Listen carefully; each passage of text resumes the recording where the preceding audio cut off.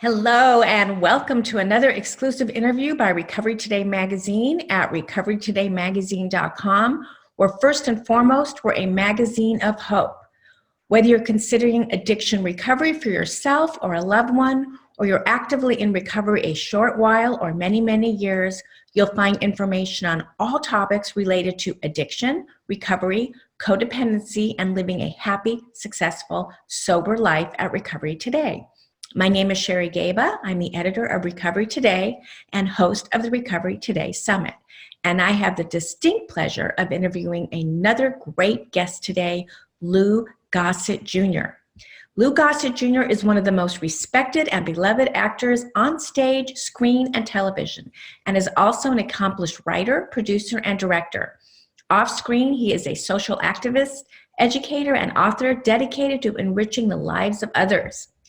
Gossett has also received numerous honors throughout his illustrious career. He was the first African American to win the Academy Award for Best Supporting Actor for his unforgettable performance as Drill Sergeant Emil Foley in An Officer and a Gentleman. Among his other awards are an Emmy for Outstanding Lead Actor for his portrayal of Fiddler in the groundbreaking ABC series Roots, a Golden Globe for Best Performance by an Actor in a Supporting Role for the Josephine Baker Story, and a Golden Globe for An Officer and a Gentleman. He has been nominated for 7 Primetime Emmy Awards, 3 Golden Globes, 1 Academy Award, 6 NAACP Image Awards, 2 Daytime Emmy Awards, and in 1992 received a star on the Hollywood Walk of Fame. He also received an Emmy for producing In His Father's Shoes. His film debut was in 1961 classic movie A Raisin in the Sun with Sidney Poitier. Other film credits include The Deep, Blue Chips, Daddy's Little Girls, Tyler Perry's Why Did I Get Married 2, Firewalker, Jaws 3D, Enemy Mine, and Iron Eagle, 1-4, Toy Soldiers, The Punisher, among many others. Television credits include Sadat, Extant, Madam Secretary, Boardwalk Empire, Family Guy, and ER, among dozens of others. Gossett is the author of the best-selling autobiography, An Actor and a Gentleman, in which he chronicles the challenges and triumphs of his 50-plus-year career. Gossett is recognized as much for his humanitarian efforts as he is for his accomplishments as an actor. In 2006, Gossett found the Eracism Foundation, or E-Racism Foundation, which is a 501c3 nonprofit organization dedicated to eradicating racism.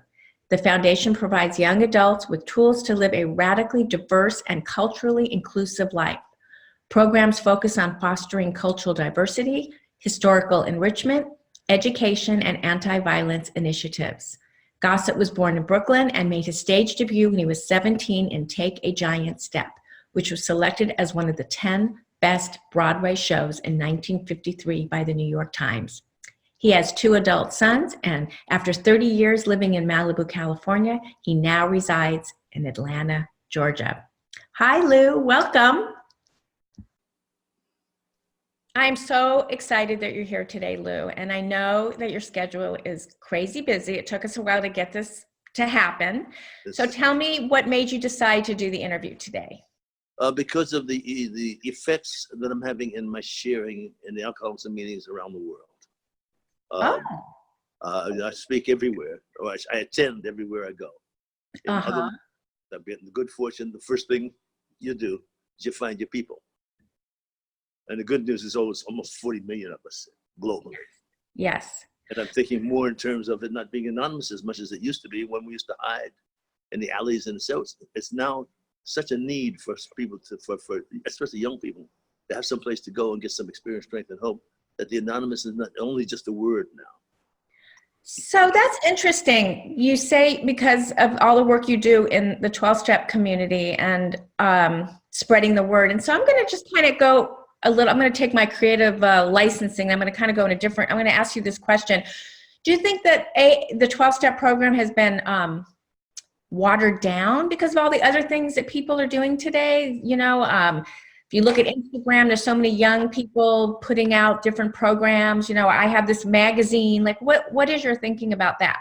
I think the 12-step program is the rock bottom philosophy. And from there, it gets copied because of the mankind's mentality. We're going to get more of the same. So if we do that, only we're going to change this, only we're going to change that. But that means we get in charge of something that is rock solid. And when you eventually get to a bottom of even that, to realize that God is in charge 24/7, and it's our job to clear the passage on a daily basis to get that original inspiration from the one and only higher power. The others are watered down for one reason or another, so it's convenient for humans. But there's only one. Beautiful. Good and would if he was sought.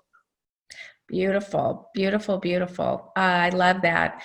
Is that pretty much what, I mean, you say it's the foundation. Is that what brought you to your knees? Like, did you end up at a meeting? Did you end up at treatment? What, maybe just tell us a little bit about your story. Not everybody. Well, I ended up with my best friend, my disease stopped working completely. I got the best of everything you can have. And I took it as much as I possibly could. And it just didn't work. It's a very sad day when you get rid of when you lose your best friend who won't service you anymore. But then you look at the whole thing and you get into the program and you start from scratch and you realize that the only time it serviced you was the first time. And you've been trying to chase that first time for all these years, whether it's alcohol or drugs or whatever it is. And it's very symbolic of mankind to get to rip somebody off or to win a war or whatever it is. You never get to that first feeling again. And then mankind starts to chase that feeling, only to come to a bottom. And where do you get the feeling today, the spiritual feeling today? When do you most feel that feeling? Not that feeling, but the feeling of, you know, God's presence, your spiritual epiphanies and so forth. Well, there's a phrase in every meeting: God could and would if he was sought. He's very there with his arms folded, waiting for you to seek him. And in order for you to get his proper message, we have these steps. That's daily. It's like having a marriage ceremony every morning to replay, because all we have is one day at a time. So every day, and it seems like an enormous thing to do. It turns out to be second nature these days. How many years have you been doing this? 15 years. Oh, yay. Yeah. And oh, so that's even a better story, because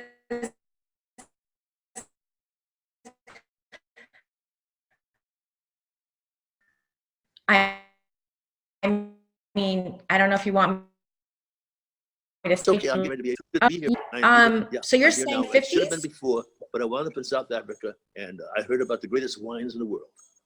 And the Meerloos, Zinfandel, Rubicon, and it really was delicious. That second glass was terrible. And I'm sorry, but I would have had 29 years otherwise.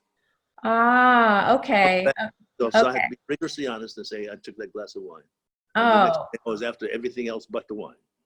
Yeah. Okay. But I think it's important for two reasons. A, relapses can be, doesn't have to be part of the disease. And I think we need to be honest about that. And then the other part is that you got sober a second time already in your late 50s. And I think it's important to let people know it can happen whenever it happens. Whenever it happens, there's no deadline, you know. The process, as I told, especially young people, because they think it's over. The fun is over. I can identify with that sad feeling when your best friend no longer is your best friend, because that's all you got. But the disease is so clever. They've gotten rid of everybody who should be your best friend, and everything that should be the best thing you're thinking. It's just you and it. And that's the bottom. It's just you and your disease. And if your disease fails you and you're lost, and then you need your first step. You're going toward 12. You need your first step to come up with the conclusion that that's it. It no longer works. I need to stop because it's more powerful than me. You start progressing through the steps to the 12th to make a return. Beautifully said. You know, when you said it was your best friend, I don't know, I've never asked this question, but it kind of hit me. Do you feel you abandoned your best friend, or your best friend abandoned you, or that it was just time to let go? I guess it was a multiple bunch of feelings. As I was angry because once again, my best friends have left me. My best friends had left me anyway because I wasn't communicating. Yeah. But it was just, I had to write a letter in rehab. I had to write it 17 times before I convinced people that I meant it. A goodbye letter, a farewell letter. And then when you get in that farewell letter, and that first step, to write that farewell letter, you realize how many things you gave away to that disease, so that when it stops working, you are devastated. So I thought I had reached the bottom. That was the bottom. The bottom was completely emotionally and spiritually bankrupt. Then you say goodbye. You really mean it, but you're sad. So you lose parts of yourself in the disease. And so what were the parts that you think you were either hiding from, or, you know, we talk about, you know, trauma, we talk about, some people just say, I just like getting high. But I mean, what do you think it was covering up, or what were you self-medicating, do you think? It was covering up inadequacies and cleverness. I just was a part of a crowd. It was hip. It was hip. It was fun. And it was, everybody laughed. It was wonderful, only for a minute.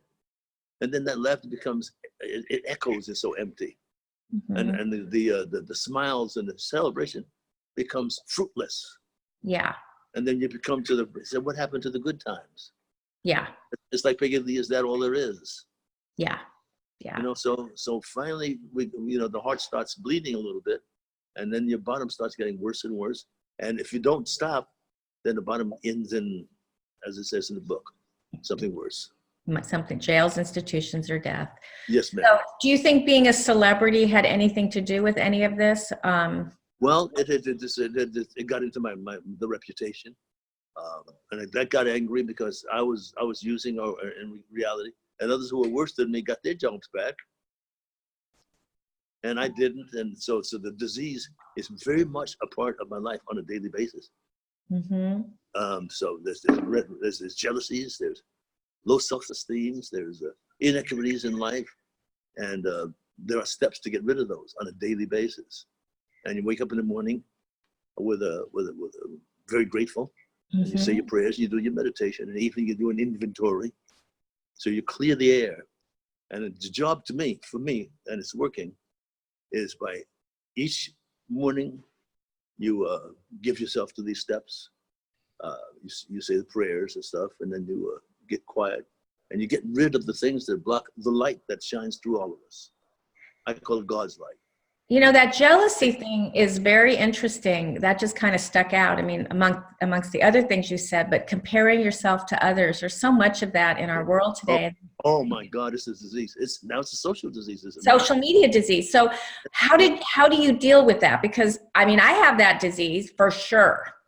Yeah, you have to find out what's the most important thing for you to stay serene, so you can do a possible job and serve others, not yourself. Yeah. Yeah. So you get to the place where you serve others, that serves yourself. You know, I can't help but read this quote today that I saw somewhere. It's actually in our magazine, and I have to read this quote to you. I think you're going to love it, Lou. It says, "Stop trying to get what you want. Start giving what you love to do." What do you think about that? Oh, yeah. Well, you have to love to do what you didn't think about was important before. Yeah. But I think, because I have my foundation and I'm speaking about it in and out of meetings, is, how can I put it simply? And it's in our Pledge of Allegiance, and it's in our Declaration of Independence, which we're not paying attention to. Is this one for all for one. So what you have to do is to contribute, to give away your best for the salvation of us all. And that's how you get your keys to the kingdom. And it comes back that way. Yeah. So whatever your day is for not for yourself, but for your service to others, selfless service. And that keeps us together as a people. And so whether we're in the program or not, it's the same mentality. Definitely in the program. Yeah, I think you know, serving others keeps us on our own path, and we stop getting on other people's path. Ego very quiet. Keep the ego very quiet. Yes, exactly. And you start getting these perks. It gets good to us. That's the best disease and the best addiction we can have. Our addiction to a higher power. In other words, you're not craving it. You're not trying to push for it. You're just serving it, and then and then good comes your way. It's a simple attraction. Well, you know, we need that here in this world today, in and outside of the program. A very strange thing has happened here recently, because by the time we get to the 12th step, you get keys to the kingdom in droplets and stuff. And you realize you're returning back to normal, right? The more normal you get to, you find out how abnormal society has gotten. Right. Now what you use, I'm back, you guys. Where are you guys going? Where are you? Now you got to fight for your normalcy. Well, I feel like even governments are abnormal. I'm sorry to interrupt you. I'm just, I guess, excited by this interview, but I think everybody needs a 12-step program. Yes, I agree, 100%. It's something anonymous is necessary because we've been cut into factions, and each faction wants to be better than the other faction.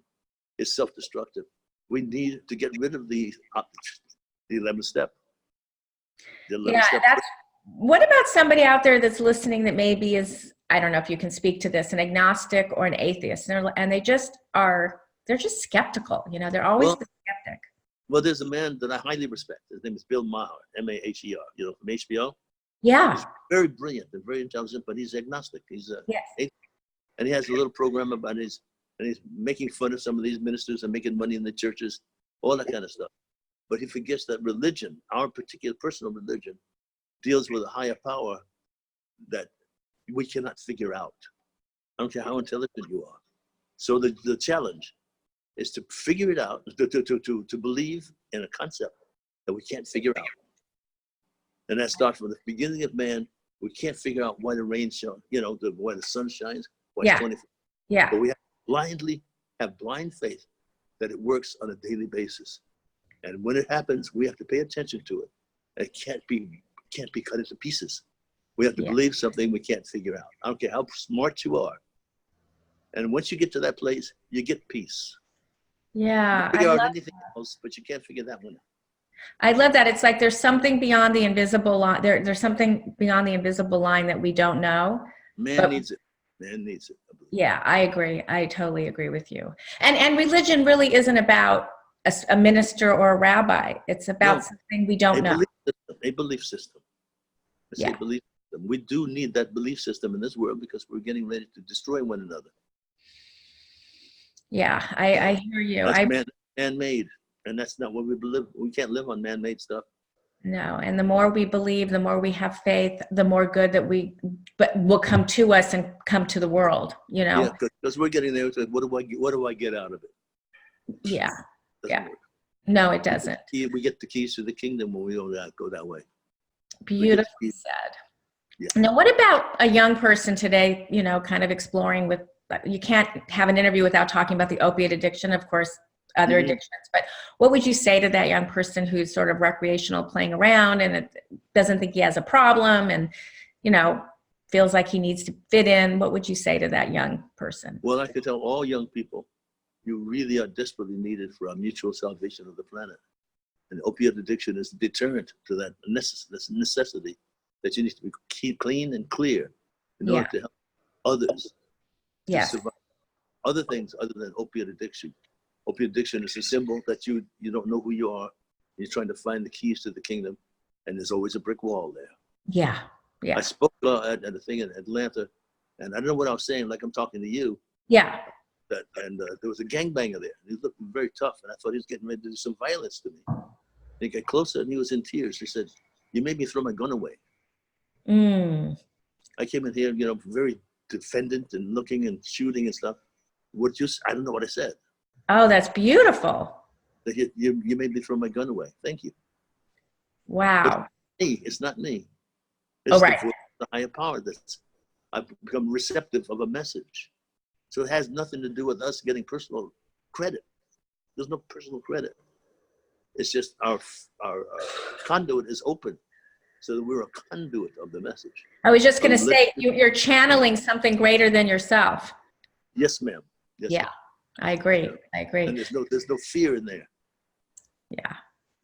What about a parent? What about a parent who might be really heartbroken or a partner where they can't get their loved one sober? And, where does the enabling stop? Where does the supporting the recovery begin? What do you say to that heartbroken person? Well, that's the other side of us. It's a tough one because it depends on the individual, the problem in the individual. They know the individual better than we do. So they have to be patient, they have to be strong, and they have to try and lead them so that they have no recourse but to wind up in a meeting or die.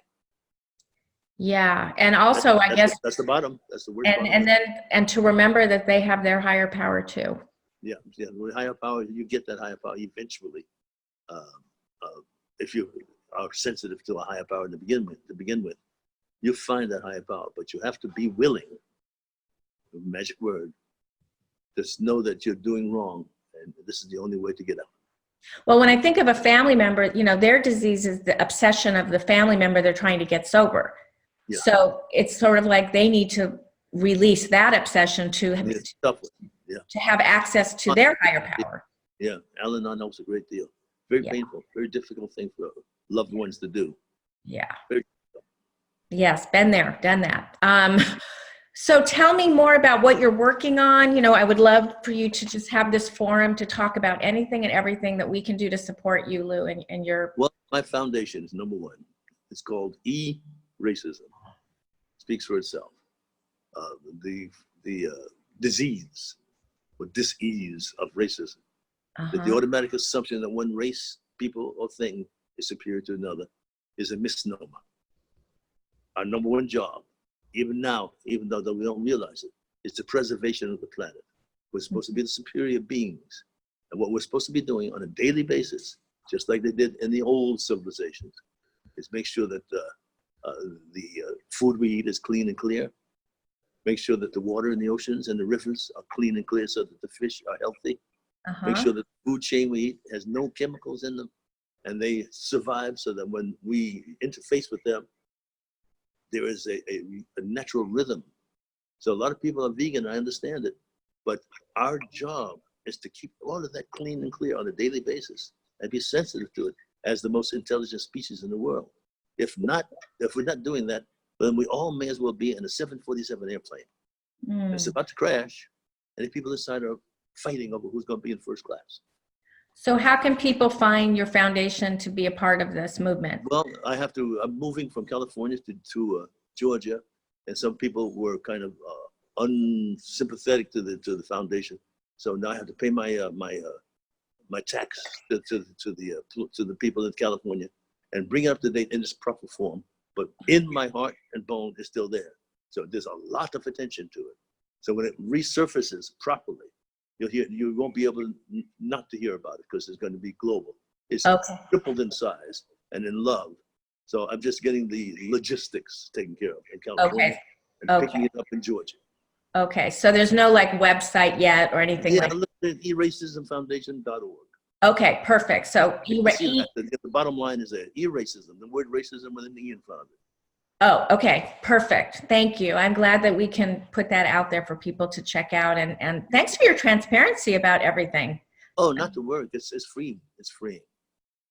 It's nice to be see-through. Is there anything else you would like to share before we close? I just want to thank you so much, Lou. You're just great. All to young people, there's no such thing as impossible. And if you start and you shoot for a 10 and you get a 5, don't be disappointed because that's 5 more than you had when you started. I like that. That's a good one. That great smile. Okay. Thank you, Lou. Thank you again. And when it comes out, I'll let your publicist know, and you can tell the world about your cover. If you want. See-through, completely see-through. Okay. All right. Have a good day. Bye. Please keep coming back. Bye.